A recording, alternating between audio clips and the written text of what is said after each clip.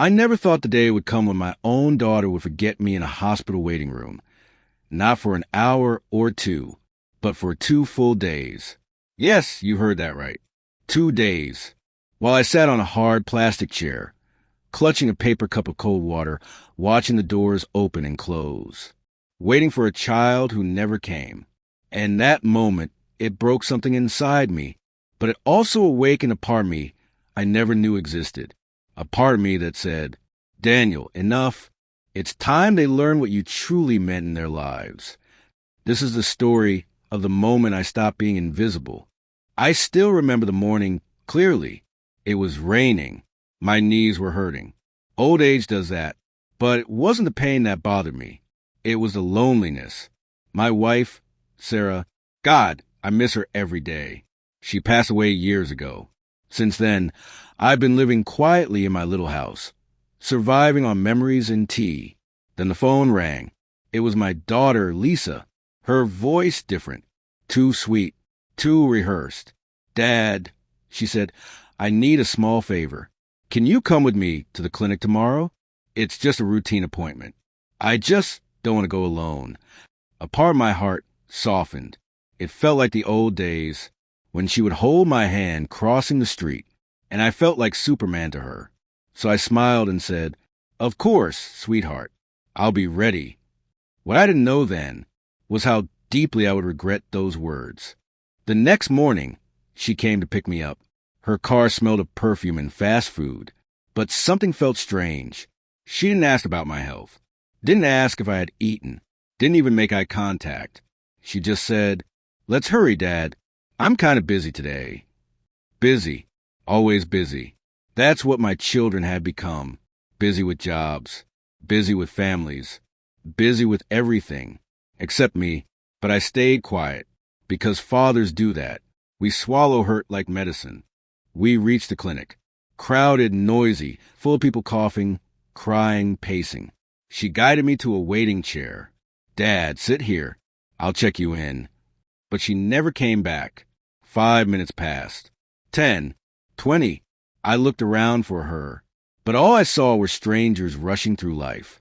Finally, after almost an hour, I saw her walking toward the exit. Lisa? I called. She froze, like she'd been caught. Oh, Dad. Something urgent came up. Can you wait here? I'll be back soon. Before I could even ask anything, she left, just like that. And I sat there, clutching the armrest of the chair, telling myself she would be back. Hours passed. The clinic got quieter, and then louder, and then quieter again as the days shifted. I called her. No answer. I texted her. Are you coming back? Nothing. My stomach growled. I bought a packet of biscuits from a pharmacy vending machine. Night came. They turned off half the lights. A nurse approached me. Sir, are you waiting for someone? I nodded. My daughter, she'll be here any moment. But inside, I felt smaller, and smaller, and smaller. I woke up to someone tapping my shoulder. Sir, we're opening the waiting area now. I must have fallen asleep, sitting up. My neck stiff, legs numb. I checked my phone. Still no call. Still no message. Have you ever felt forgotten? It's a strange feeling. It makes you wonder if you ever mattered at all. By noon of the second day, I stopped hoping. Something inside me broke. A thin thread that had held my patience for years. The canceled birthday celebrations.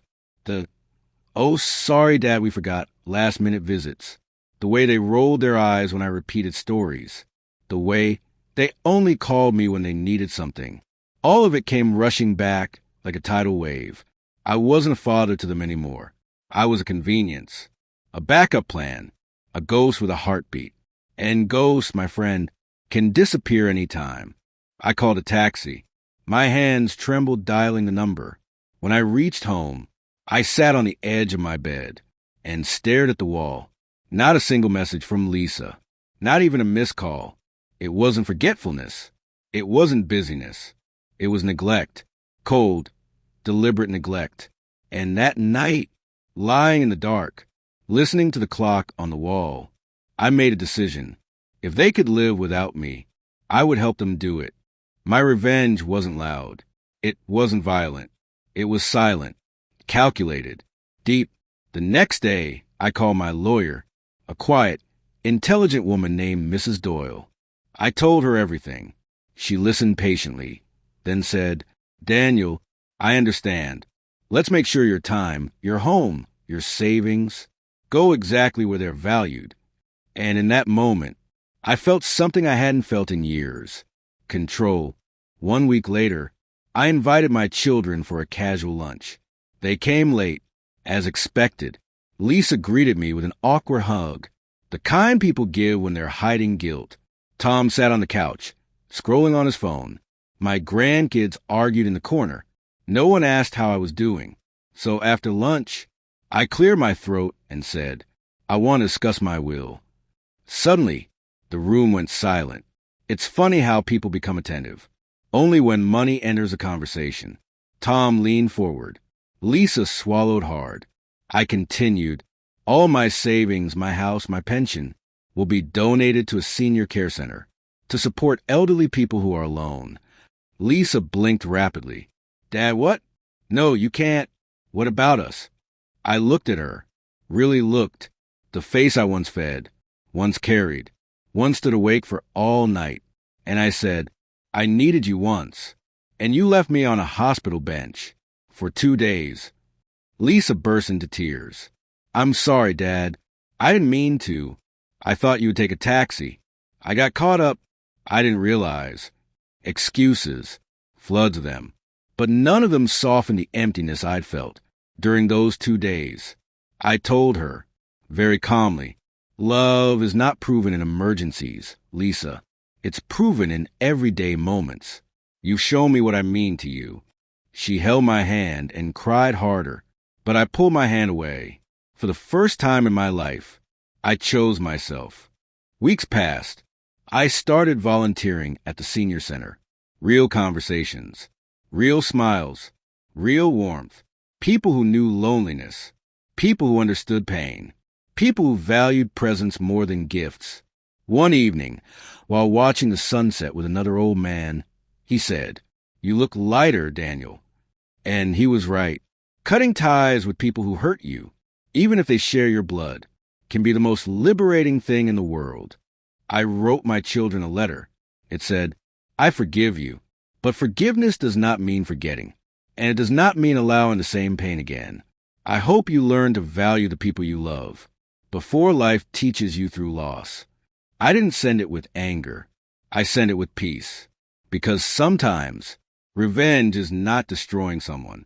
Sometimes revenge is showing them what life looks like without you. If you're listening to my story today, remember this. Old age does not erase our feelings. We do not become invisible. We do not stop needing love. And if your family forgets that, then maybe they deserve to feel your absence.